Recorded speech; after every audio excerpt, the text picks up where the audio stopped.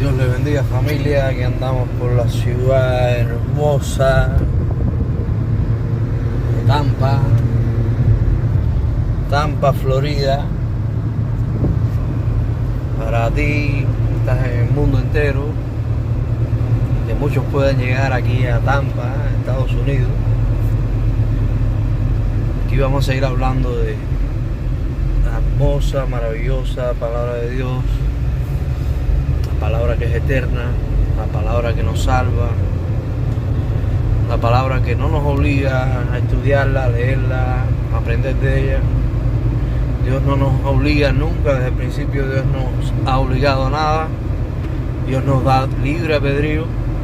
El mismo Jesús decía: cuando salgan y prediquen, aquellos que les abran la puerta, éntrense, siéntense con ellos, cenen con ellos. Y el que no, sacudan el polvo de sus pies y sigan. Es decir, no le estén insistiendo a las personas por ahí, como hay doctrinas por ahí que le insisten a las personas para que acepten a Cristo. Yo siempre he creído y voy a seguir creyendo de que Dios es Rey de Reyes, Señor de Señores, y de que nosotros somos los que necesitamos aceptar a Jesús, estar cerca de Jesús.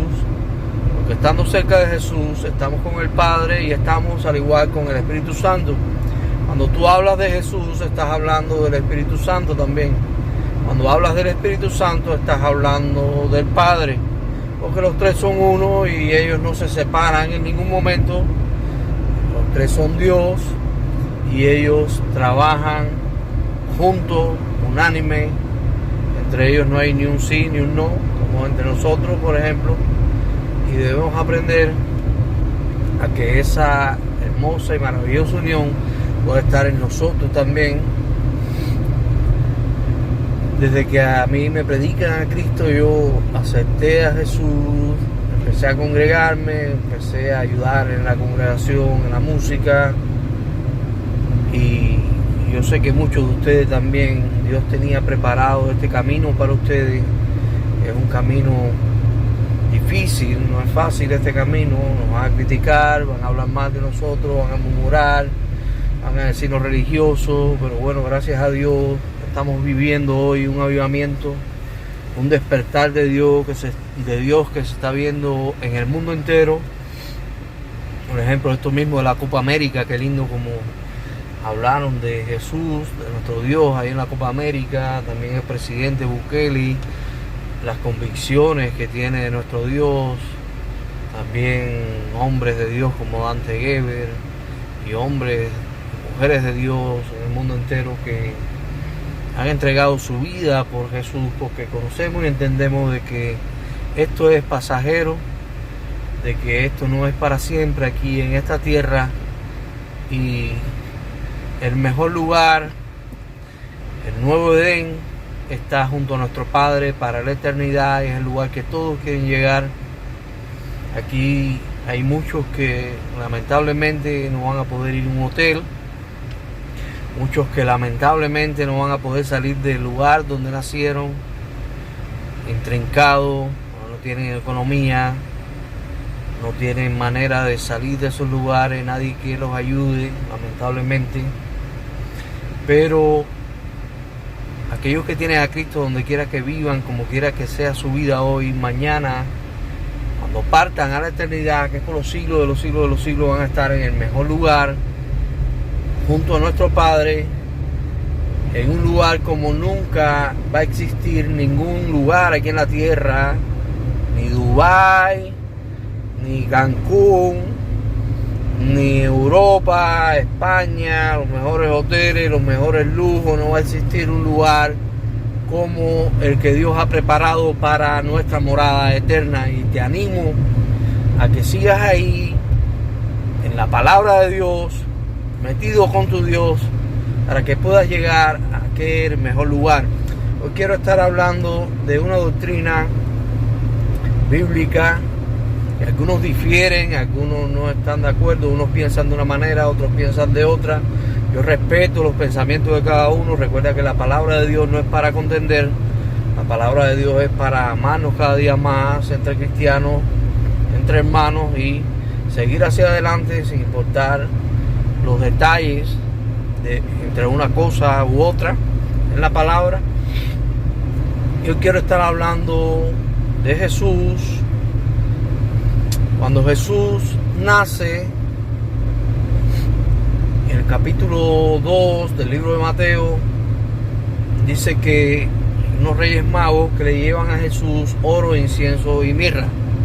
Usted sabe que la mirra se usaba como para hacer perfumes, hacer aromas, para ungir también, untar a los fallecidos y embalsamarlo. También la mirra era para las heridas, para curar heridas, y tiene muchas propiedades de ese árbol que sale la mirra.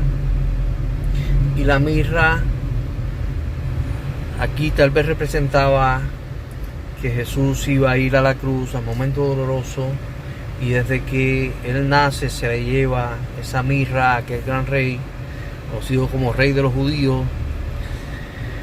Este gran rey se le da también ese regalo del incienso, que el incienso es lo que se le subía a los dioses. En este caso se le da incienso como para tener un incienso delante de aquel rey que había nacido, aquel Dios que iba a estar aquí en la tierra. Y se le da oro, que oro representa el poder, el reinado. El oro representa la perfección en su reinado, la pureza.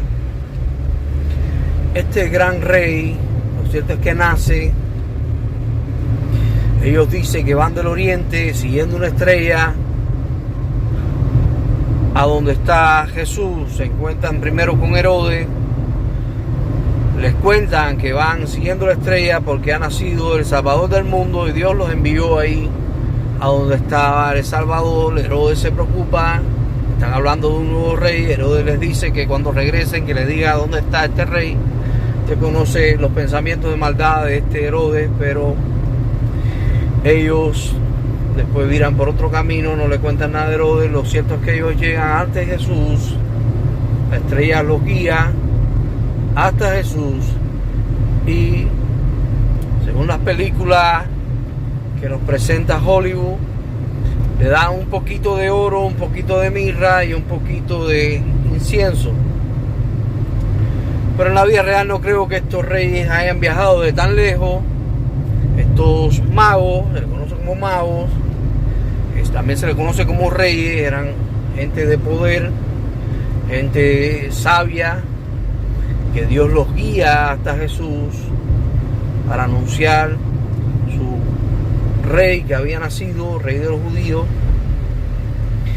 Y aquí vemos cómo ellos le llevan, me imagino, que Dios le envía provisión a Jesús, a su madre, a José, que no le llevan un poquito de oro, le llevan buena cantidad de oro para Jesús, para que también Jesús, cuando empiece su ministerio con poder, a la edad de 30 años, él pudiera llevar una vida de no tener necesidad aquí en la tierra, aparte que ningún rey, y más ahí en Judea, en el pueblo judío, en toda aquella tierra, pasaba necesidades, más en el tiempo que estaba Jesús. Aunque los romanos estaban ahí reinando, ellos pagaban sus tributos y les quedaba dinero siempre. Jesucristo no era pobre, como muchos creen. Muchos creen que Jesús era pobre. Yo no creo que Jesús era pobre. ¿Por qué te digo que Jesús no era pobre? En primera, se le da este oro cuando Jesús nace. Después, también Jesús, a la edad de 12 años, más o menos a esa edad, se estima de que Jesús empieza a trabajar en la carpintería con su padre. Jesús se hace un gran carpintero, el mejor carpintero de todos los tiempos, porque Jesús siempre ha sido el mejor en todo, de todos los tiempos, porque era 100% Dios, con toda la sabiduría de Dios, y 100% hombre, con la fuerza humana, con el deseo, el espíritu de salir adelante, de hacer las cosas perfectas y bien, lo cual me imagino que en ese tiempo que Jesús trabajó fuerte, tenía muchos encargos, hizo también mucho dinero. Puedo decir que Jesús haya reunido desde los 12 a los 30 años, serían unos 18 años trabajando para empezar después un ministerio de 3 años que también iba a ser sustentado por mujeres. Dice la Biblia que sustentaban su ministerio, un ministerio donde él iba a escoger a 12 apóstoles. De esos 12 apóstoles habían 4 apóstoles: Esteban, estaba Jacobo, Juan y Simón. Después por sobrenombre se le puso Pedro. Que estos 4 apóstoles estaban en quiebra, como aquel que dice. Usted sabe que no habían peces, no había pesca, la cosa estaba bien mala ahí en Capernaum, en el lago o mar de Galilea, conocido como mar de Capernaum también, porque de agua salada, recuerda. Ellos no pescaban por hacía mucho tiempo, me imagino que estaban en deuda, y ahora Jesús se presenta ante ellos trayendo una pesca milagrosa, lo cual me imagino que ellos pueden saldar sus deudas y ahora poder volverse, como Jesús le dijo, pescadores de hombres y seguir en pos de Jesús. Lucas tal vez tenía su buena economía porque Lucas era médico. Mateo, cobrador de impuestos, tenía su dinerito también, como decimos al buen cubano. Pero lo cierto es que Jesús iba a mantener a estos 12, y no solamente a estos 12, sino a la familia de los 12. La palabra de Dios dice que los hombres eran los que proveían para su casa, los hombres eran los que trabajaban. Por eso aquellos que estaban ciegos pedían limosna, no querían ser carga para su familia. Aquellos que estaban paralíticos también, imagino que pedían limosna. Era bien difícil para un hombre en Israel, en aquellas 12 tribus de Israel, estar en una condición que no le permitiese proveer para lo suyo. Y entonces, ¿quién es quien mantiene a estos 12 y a su familia? Claramente que tiene que ser Jesús. Ya a la vez que estos 12 salen con Jesús a ser entrenados, a ser enseñados, ellos no podían estar pescando, ellos no podían estar buscando el dinero de otra manera, porque ellos necesitaban estar ahí cerca del maestro en todo tiempo para aprender. Y cuando el maestro les fuese quitado, entonces ellos llevar, también como llevaron el reino con poder, con sabiduría, con autoridad, con todo lo del cielo, que fue entrenado por el mismo Rey de Reyes y Señor de Señores, el cual después le dice que iban a ser llenos del Espíritu Santo, los mismos que estuvo en él, los mismos milagros, las mismas señales, los mismos maravillas, prodigios podían estar en él, lo cual dice que aún milagros mayores haríamos en su nombre si creíamos en Jesús y en la palabra y en todo lo que Jesús hizo. Pero estos hombres había que mantenerlos a ellos, no solamente a ellos, sino a su familia. Jesucristo en ningún momento pidió dinero. Tú no encuentras a Jesús pidiéndole dinero a nadie. Siempre en Israel, cuando un sacerdote, cuando un maestro, cuanto más Jesús, que a los 12 años ilustraba ante los grandes maestros, se quedaban atónitos, se quedaban maravillados, diciendo: ¿quién es este niño que con tanta autoridad nos habla de la palabra, que con tanta sabiduría? Si algo reducía a Jesús delante de muchos, era la gran sabiduría que tenía Jesús. Y cada vez que un maestro enseñaba la palabra en Israel, un sacerdote, alguien con autoridad, siempre se solía dar ofrendas o poner sus diezmos delante de estos hombres para que ellos lo usasen lo que Dios pusiese en su corazón. Jesucristo lo usaba en el reino de Dios, mantener esta familia. Mira, si Jesús tenía tanto, que el mismo Judas metía la mano, Jesús sabiendo que metía la mano, y aquel extraía de los diezmos, las ofrendas, lo que se le ponía a los pies de los apóstoles para su deleite, tal vez, porque Judas no era alguien que iba a vivir en santidad. Inclusive ninguno de los apóstoles en ese momento vivieron la santidad que vivieron hasta que no fueron llenos del Espíritu Santo en Hechos capítulo 2. Andaban en disensiones, andaban entre ellos en contienda, quién iba a ser el más grande en el reino de los cielos, el más pequeño, y tú te encuentras a Jesús en todo tiempo enseñándole una y otra vez. Entonces Jesús fue rey de los judíos, carpintero, dice la palabra de Dios en Marcos capítulo 6, dice, ¿acaso este no es el hijo?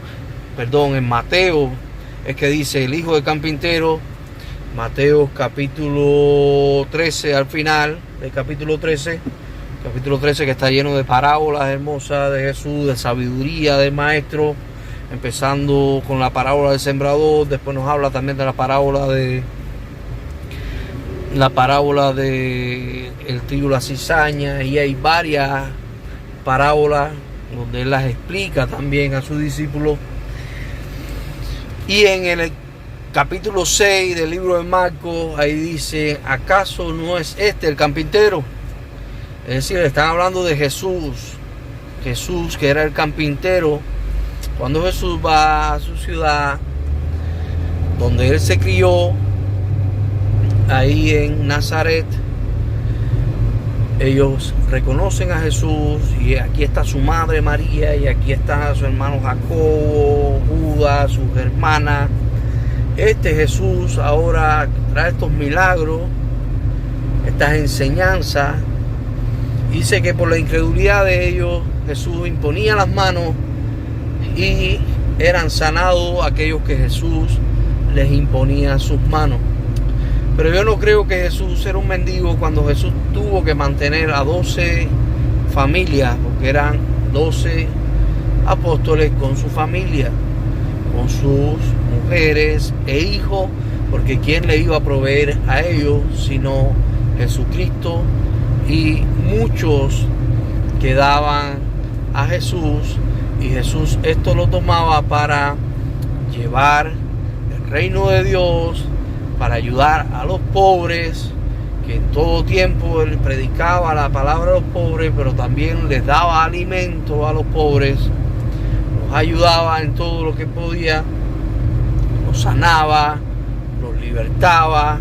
Jesucristo estuvo 3 años que nosotros en toda la vida que nos quede, a lo mejor 30, 40 años, no vamos nunca a hacer tal vez ni la mitad de lo que hizo Jesús en 3 años y medio, dice la palabra de Dios, que no se detuvo en ningún momento, por lo cual él dijo, el Hijo del Hombre no tiene dónde recostar la cabeza.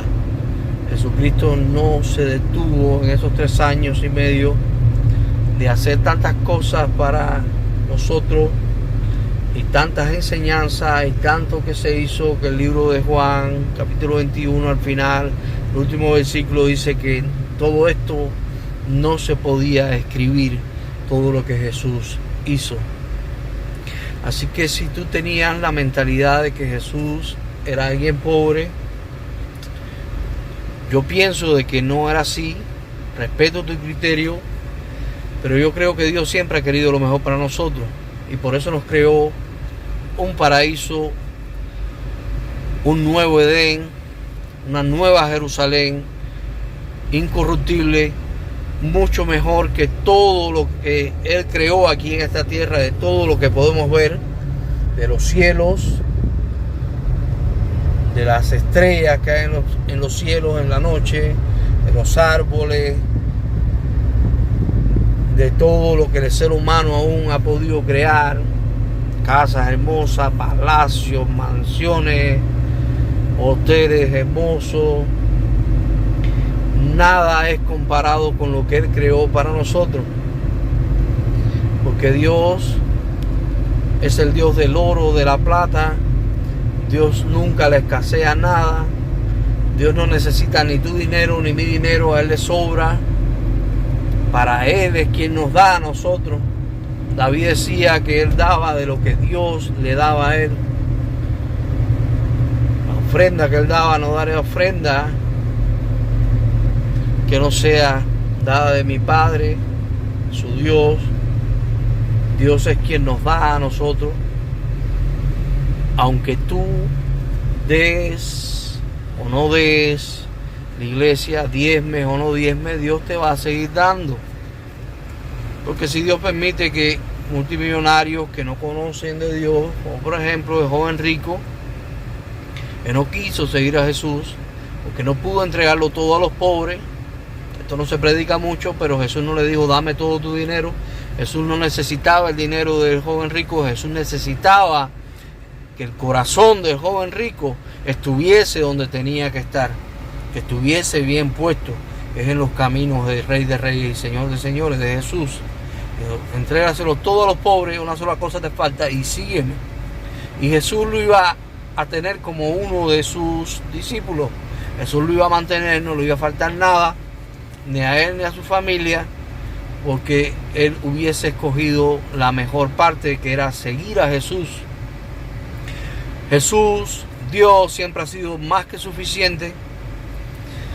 Jesucristo no anduvo tampoco con lujos, no te voy a decir, pero cuando Jesús necesitó montarse en un carro del año, dice que se montó en un burro 0 millas, que viene siendo como un Kia para estos tiempos. En aquellos tiempos habían camellos, habían caballos, eran los Mercedes-Benz. Los caballos eran el Mercedes-Benz y el camello tal vez era un Toyota o un Tesla. Pero él se montó en un Kia del año, en un burro, lo pide prestado y al momento ahí lo tuvo, porque él tenía todo lo que él quisiese tener. Cuando había hambre en el desierto, un niño tenía pan y peces, y él multiplicó los panes y los peces y todos fueron saciados. Todos se llenaron en aquel lugar. Y no lo hizo una sola vez, 2 veces está registrado en la Biblia. Jesús lo tenía todo cuando él quería. Jesús no le faltaba nada.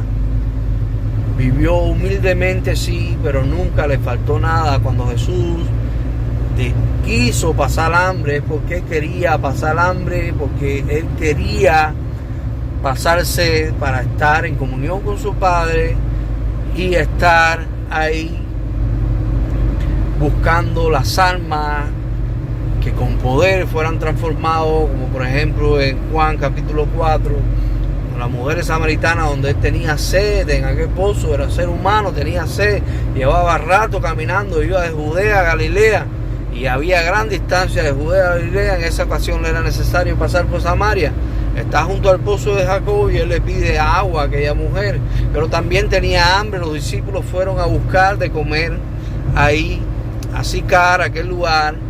Después, cuando le traen comida, Jesucristo teniendo la comida, él dijo que había una comida que era mejor, y él estaba ahí en ayuno, pasando hambre, porque aquel pueblo, aquel lugar de Sicar, le aceptaran, se convirtiese en todo, y aquello fue una explosión del avivamiento de Dios por primera vez en Samaria, en Sicar, exclusivamente, donde los samaritanos para los judíos, por primera vez se rompe la regla y Jesús entró en aquel lugar y fue bien lindo. Pero lo que te quiero decir es que Jesús,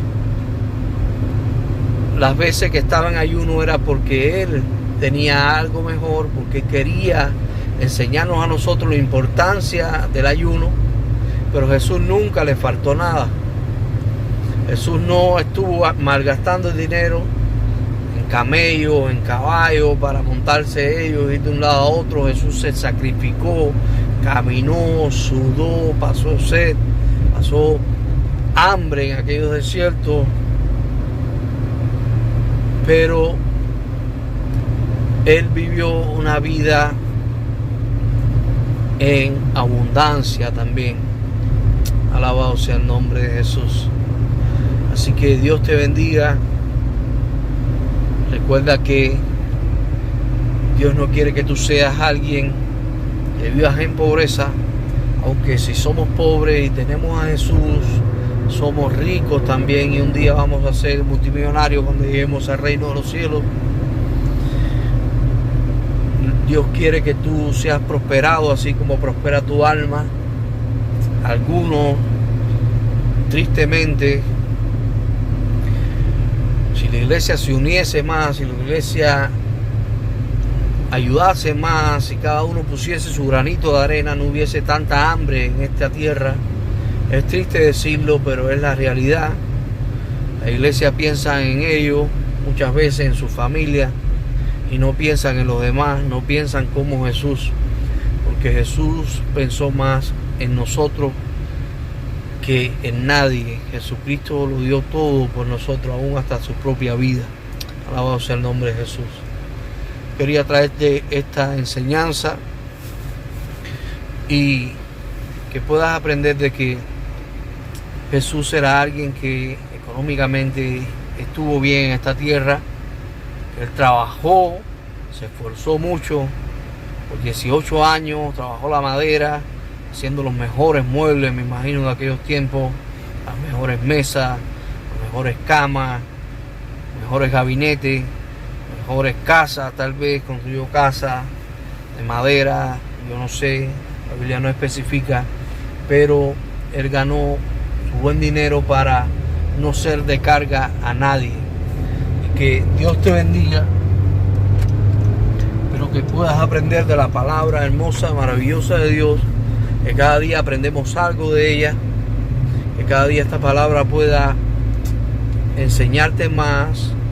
Recuerda que no es para contender, toma lo bueno, desecha lo que es malo, y cada día aprende más de la doctrina del Maestro de Maestros, de Jesucristo, el Hijo de Dios. Dios te bendiga, familia, en el nombre de Jesús. Amén y amén.